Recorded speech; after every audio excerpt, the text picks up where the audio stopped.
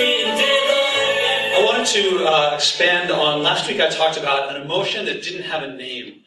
And just for a little context, do people here know the word schadenfreude? It's a joy at another's misfortune.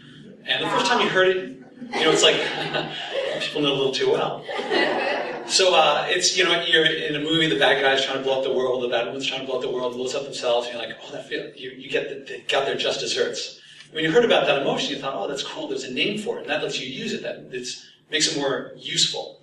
And so the emotion that doesn't have a name that I want to talk about is feeling understood. I teach leadership. It's incredibly valuable, this feeling. And it's not understanding others. If I understand you, that's something inside me. That's not how you feel. It's, do you feel understood? If someone says to you, yes, yes, that's how I feel, that's what I'm talking about, that's making them feel understood. Very useful, very important. People will trust you when you have that. How I explain how important this emotion is, how powerful it is, because its opposite is just as powerful. That emotion is to feel misunderstood. You're in a relationship, and you want that relationship to end, but you don't want to do the dirty work yourself. Just do this a couple times a day. Willfully misunderstand them. Hey, Josh, I'm going to go to the store and buy some food. Oh, you're going to go shopping for clothes? A couple times a day, that relationship, you got maybe a month left in that thing to do that. Oh, wait, I'm sorry. You want it to end faster than that? You got a couple weeks? Here's what you do. You add a little universalization. Hey, Josh, I'm going to go to the gym, do some cardio. Oh, you're going to lift some weights. You always lift weights. 2 weeks tops. A couple times a day. Oh, wait, I'm sorry. You need to end in a week? You need to end faster? Let's throw in a little unasked for advice. Hey, Josh, I'm going to go to the gym, do some cardio. Oh, you're going to lift weights. You always do weights. What you should do instead? You should do some yoga. I guarantee they're thinking about the one that got away. They're starting to put on their Tinder profile. Oh, wait, I'm sorry. You want to get it even faster.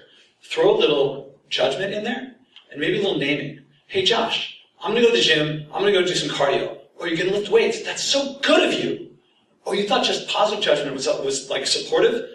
You know when you get judged. You know that judgment is coming the other direction.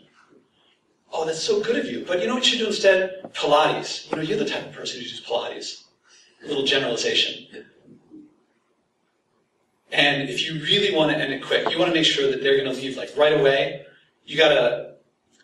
It's 2 words at the end when they're getting really annoyed at you. Calm down. I guarantee they're not going to call you back again. This stuff is nightmarish, by the way. I've been practicing. The reason I don't have it totally memorized is that I keep doing it, and I dream about it at night, and I'm like, this is horrible stuff. It really, really works. A friend of mine wrote me, because I did the video of this, and I posted it, and he writes me, and he says, Josh, your stuff is really funny. I really laughed at it. I said, but since you're always doing this stuff on like personal growth and leadership stuff, you might want to apply it to these other things. Here's what you should do. And he gave me a couple of ideas. And I thought, well, that's kind of interesting. I started writing back, but I'm like, this is really hard going up here. It takes a long time to practice and rehearse. And I was like, I looked at the email. You should always do this, and this is what you should do. And I was like, always should. He got me. Even when you know what's going on, it works. This stuff is so powerful. But I want to live on a positive note that if you want a relationship to endure, if you want a relationship to last, you want them coming back and working through your difficulties, then do the opposite of these things I just said. So check your assumptions instead of making assumptions. Seek to understand them. I know you think you understand them, but try to take it your responsibility for them to understand you.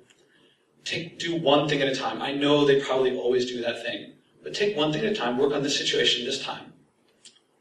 Look at things from their perspective. I know you want them to see it from your perspective, and then they see how right you are. But it takes a lot more listening to get it from their perspective. And ask advice instead of giving advice. And the last thing is, if you ever feel like they should calm down, ask yourself how calm you are. Thank you very much.